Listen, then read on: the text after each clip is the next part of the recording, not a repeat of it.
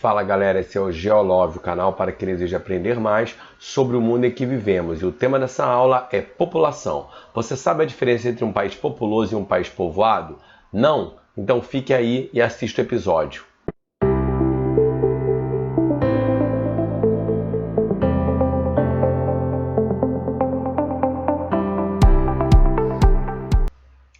Fala galera, vamos a mais uma aula do nosso canal e o tema dessa aula é o estudo da população. Nós vamos saber qual é a diferença entre população absoluta e população relativa. Mas antes de começar, não deixe de se inscrever no canal ou ativar o sininho de notificações para que você fique sabendo das novidades, ok? Então vamos lá. População absoluta e população relativa são conceitos básicos do estudo da população. O que é então população absoluta? É o número de habitantes, é o total de habitantes de um determinado local. Pode ser um país, uma cidade, uma região, um continente. É o número de pessoas que vivem naquele local. Já a população relativa, também chamada de densidade demográfica, corresponde ao número de habitantes por quilômetro quadrado.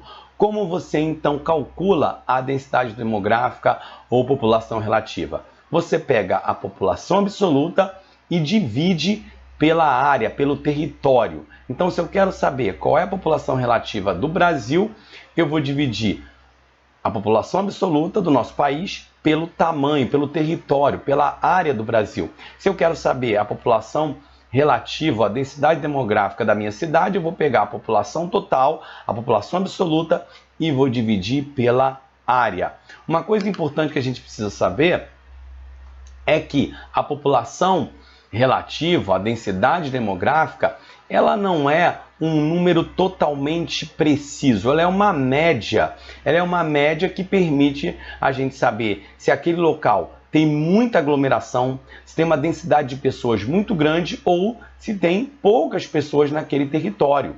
Mas só através dessa média você não tem exatamente noção de como a população está distribuída no território. Você pode ter um local que tem uma densidade demográfica extremamente baixa, mas não quer dizer que a população está distribuída de forma uniforme naquela região, naquele território. O que quer dizer é que tem poucas pessoas por quilômetro quadrado naquele território. Não é um território com muita população ocupando todo o território, mas não quer dizer que a população está uniformemente distribuída.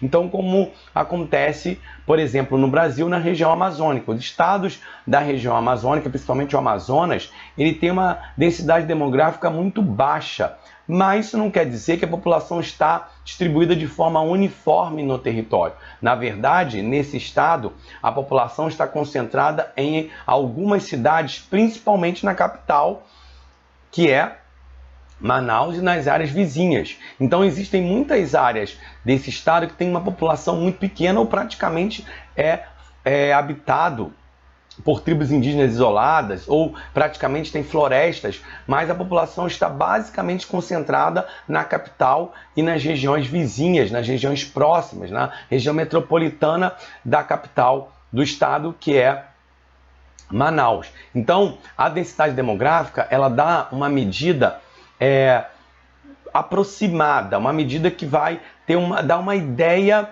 da quantidade de população naquele local. Se você tem muita gente habitando naquele território ou você tem pouca, mas você não tem como saber como essa população está distribuída, como acontece, por exemplo, na China. A China é um país que tem uma população muito grande. Quando a gente pega e divide o tamanho da população chinesa pela área da China, você vai ter uma densidade demográfica alta, mas isso não quer dizer que a população está distribuída de forma uniforme no território chinês. A maior parte da concentração da população chinesa está na parte oriental, no litoral do Pacífico. Então, na China você tem muitas montanhas que são pouco habitadas, tem pouca gente, e a maior parte da concentração da população está na parte oriental, no litoral do Pacífico do território chinês. Para uma área ter uma densidade considerada elevada, você tem que ter, normalmente é considerada áreas que têm uma densidade demográfica de mais de 100 habitantes por quilômetro quadrado. Então, são áreas com densidades demográficas elevadas, tá? Então, isso é uma coisa importante para a gente saber. você ter uma densidade demográfica elevada não quer dizer que a população, ou densidade demográfica muito baixa, não quer dizer que a população está uniformemente distribuída no território.